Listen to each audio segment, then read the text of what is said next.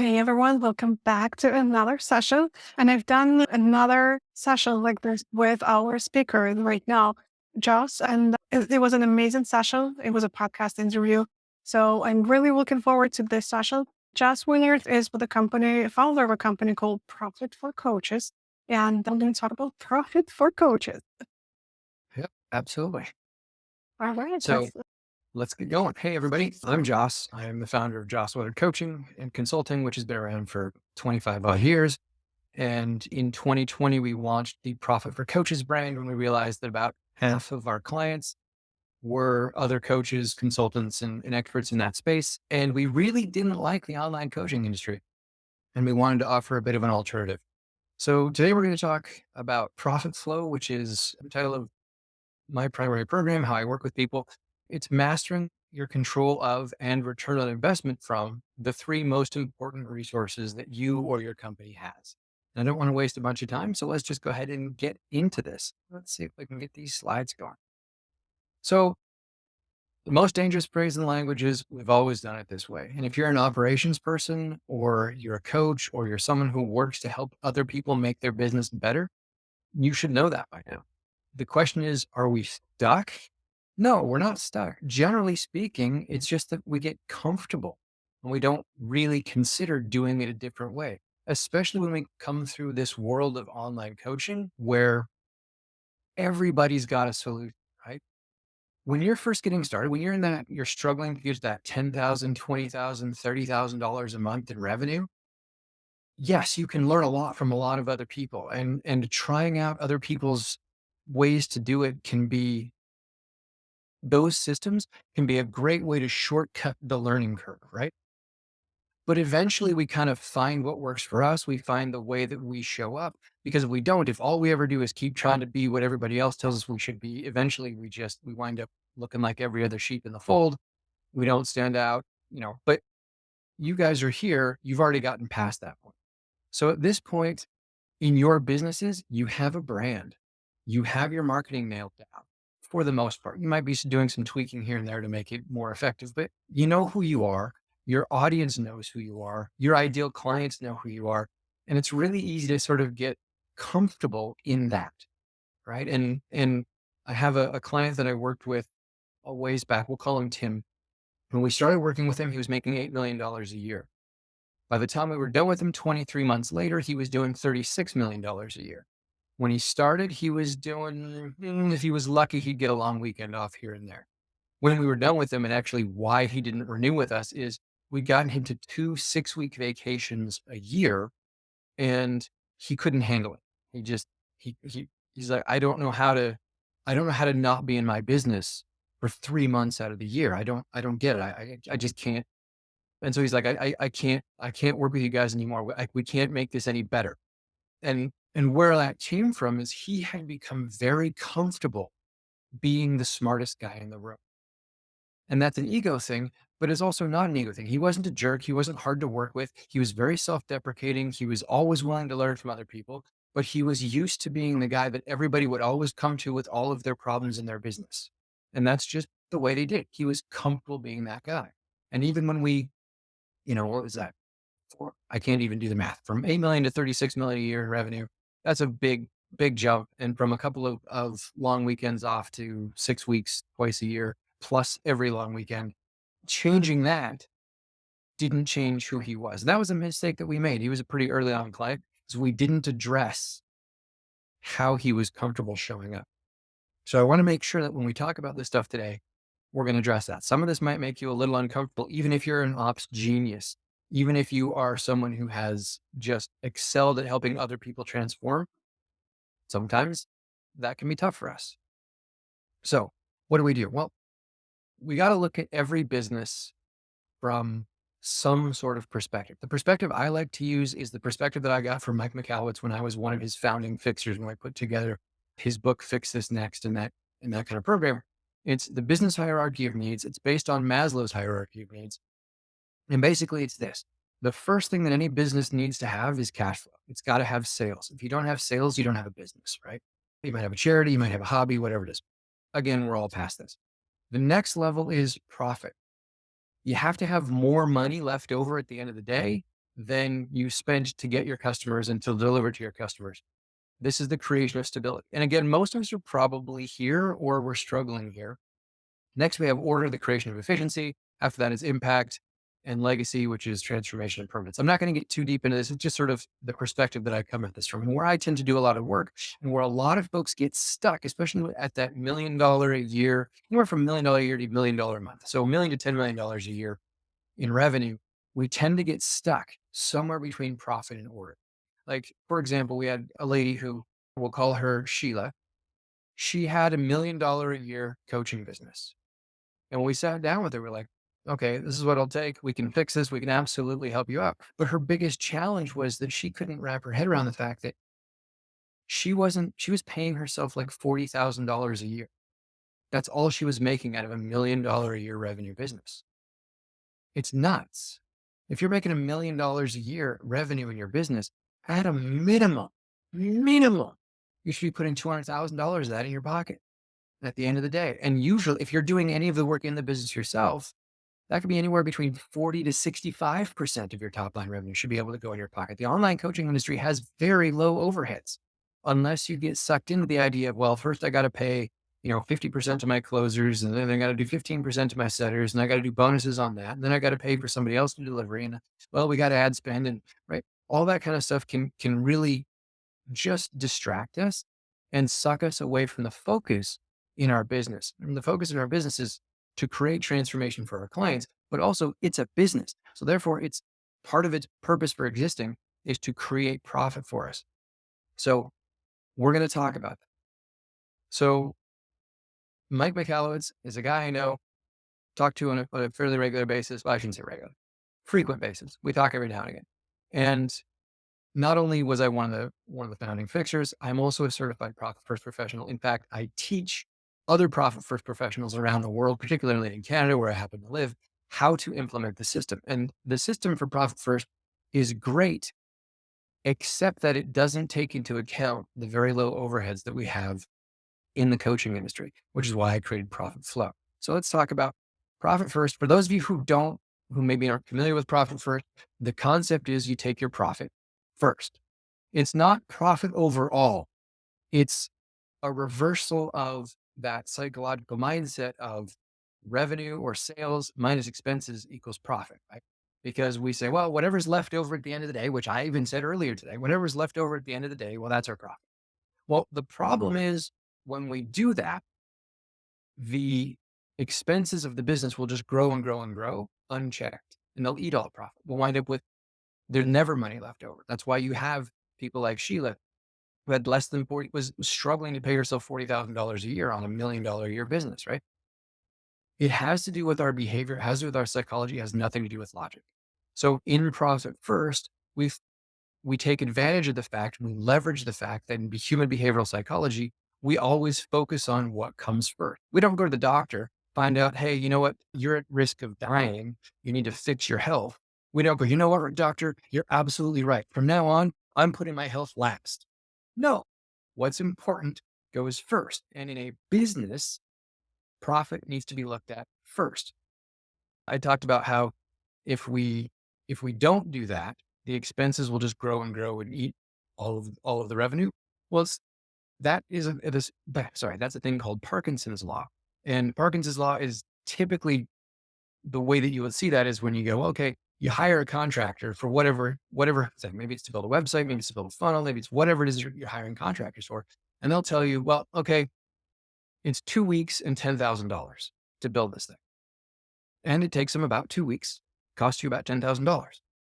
But if you go to that contractor and you say, hey, I need you to build this thing. I need it to look like this. I've got a time deadline. I need it done in a month and my budget's about 20 grand.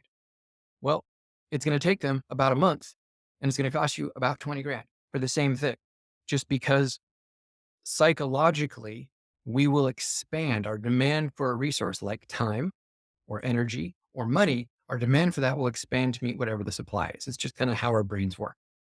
So I dove into Profit First to sort of give you that sort of foundation of it.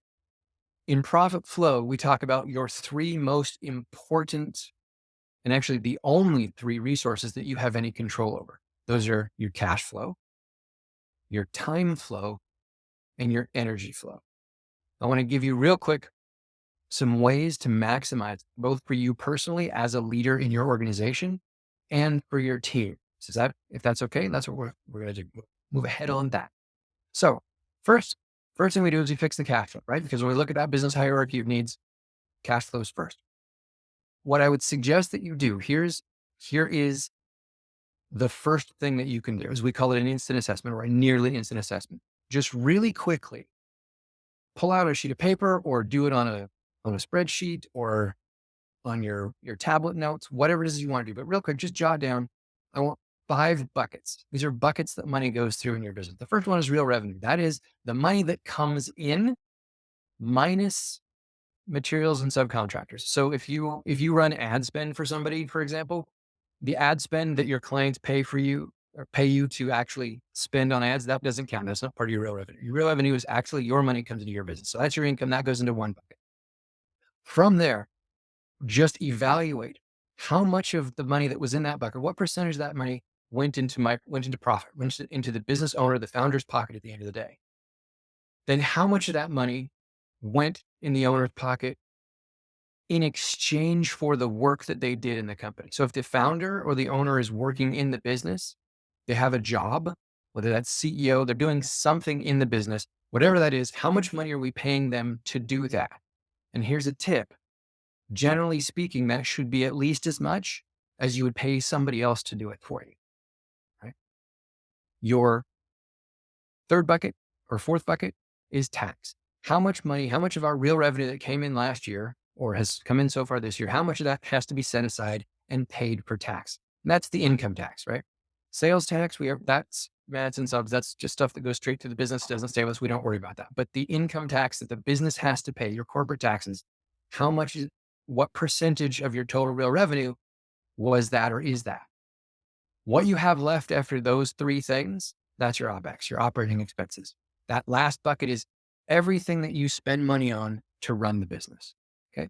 So that instant assessment just really quickly tells you, and by the way, for those of you who are accountants and bookkeepers out there in the audience or come from that kind of background, don't worry.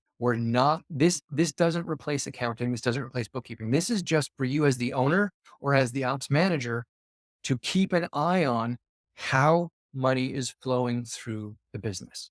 It's just cash flow. It doesn't affect what the IRS or the CRA or Inland Revenue, or actually I think they've changed their name, or whatever your taxing organization in your country is. This isn't going to change what they call profit. This is just about what we call profit, what we take home, right? So your first step is just throw these things in a bucket, and just having that awareness is going to change the way you handle money in your business. What we do then is we put a percentage on it. If you want help with how to put a percentage on each of these things, I'm happy to talk about that another time. You can pick something. But your one big takeaway, your simple way to start with fixing the cash flow is set your profit at 5%. 5% of every dollar that comes into your business, throw it in the profit box and just leave it there. You can run your business on 95%. I promise you. Okay. Next thing, time. We're going to do a similar evaluation here with time as we just did with money. We've got our 5 boxes. However, unlike cash flow, this doesn't vary. Everybody gets 24 hours in a day, no more, no less. This is what we've got.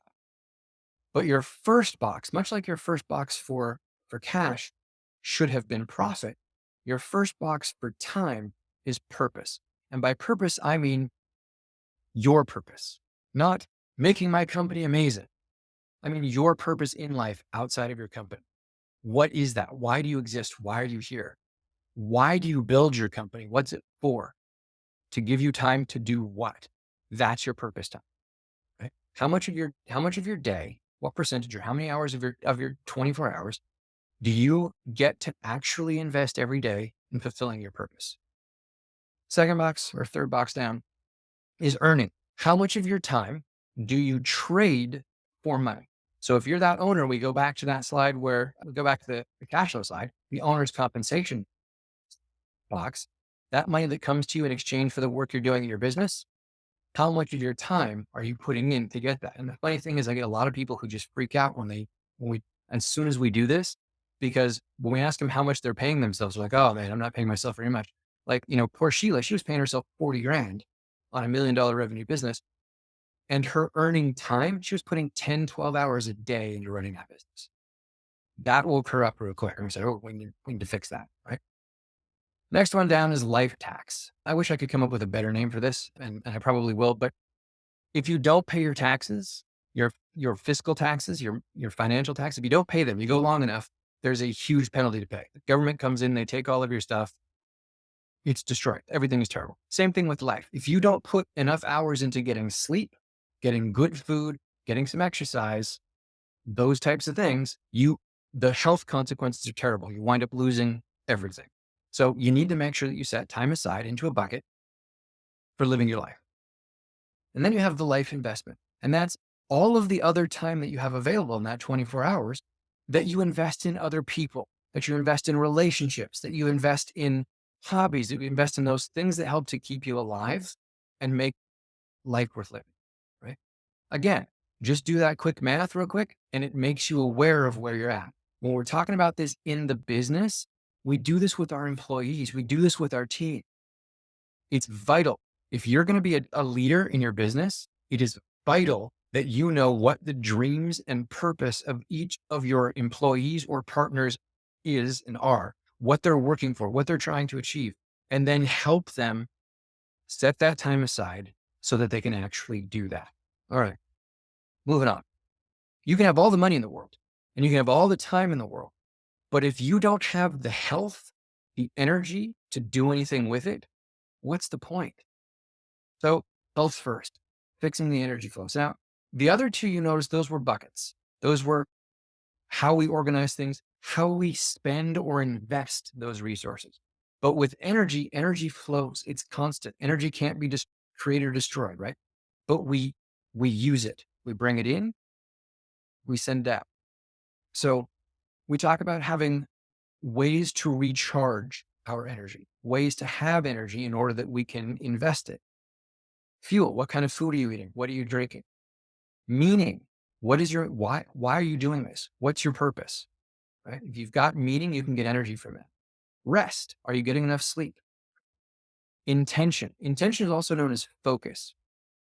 When you focus energy, when you haven't set an intent, it takes less energy to accomplish things. So with intention, you're not necessarily getting energy back, but you're making it far more effective in how you use it, right? Much like the blade of a knife or the point of a nail. And lastly is pressure. That's your external. That's setting deadlines, right? Isn't it amazing how suddenly we get a whole bunch of energy and that burst of adrenaline, that ability to just get stuff done when we have external pressure? We have deadlines or we have people that we report to because, when you measure something, it changes. But when you measure and report back on something, that rate of change is accelerated, right? So that external pressure. So that's with yourself, maybe setting up accountability partners in your team, in your business. That's making sure that everybody understands, here are the deadlines for things. Here's how the reporting is going to happen, that type of stuff. So that's kind of just being aware of how you do those things is going to fundamentally change how it happens in your business. It's going to make it more effective. It's going to make it more efficient. But I want to give you really quickly a few more quick steps. But before I give you those one action step in each of these areas, I want to talk to you about some things that you need to avoid. These things can kill a business when you try and make shifts about this. Number one, cold turkey. All right. What is cold turkey? It means don't just go, you know what? We should be making 20%. We should be making 40% profit. We're just going to cut expenses, 40% profit. Or you know what? I'm just going to change the way that I show up at work. From now on, guys, I'm only working 5 hours a day. Like when you do those things, you make those massive changes, that shock to the system can destroy the business just because we've done it wrong, but also because it's not sustainable. So you have that sudden change and then your boundaries waver a little bit and then things kind of go left, right, sideways, and then nobody really knows how things are going. And then the business just goes sideways. The other thing is lottery tickets. Don't take and throw massive amounts of money or massive amounts of energy or massive amounts of time on this one thing that's supposed to pay off big one day. Have systems. Make informed decisions. Look at the return, look at the risk, right? Unicorns and sheep. I talked about being sheep. If you do the same thing that everybody else is doing, you do the same things that everybody tells you that you should be doing, you're just going to be like everybody else. Your business is going to be bland. It's just going to kind of be there, and it may or may not survive. And actually, if you become just like most businesses, well, 90% of businesses fail. So do you want to be like most of them? On the other hand, you have the unicorn, people who are like, I've got to be different. I've got to be completely special. I've got to be unique. If you're trying too hard to be that, you have to be completely and utterly unique. No one's going to believe you for one thing. Unicorns are a myth, right? But for another, you're spending a lot of energy, a lot of time, and a lot of money for like this much difference. That doesn't actually make that big of a difference for your business or for your client. And lastly, fudge. Things can be too sweet. Don't get too caught up in just enjoying all of the candy. That's how you get sick, right? So we do need to put stuff back into the business. We can't just be about, this needs to be sweet for me. My life needs to be amazing. Everything needs to be great for me. If everything is always perfect and we're not trying to stretch, we're not trying to grow, we're not facing difficulty and challenges, our business isn't really going to go anywhere. We're going to struggle. So when I talk about these changes to make, please don't make them in this pattern, right? Avoid doing it this way. Let's take small baby steps. So when we talk about profit flow, our deal is profit guaranteed. Here's how you're going to guarantee your profit in 3 easy baby steps. Number 1, I already mentioned this one. Go open a bank account, call it your profit account, and just allocate 5% of all deposits into that account before you do anything else with that money. Run your company on the 95% that's left.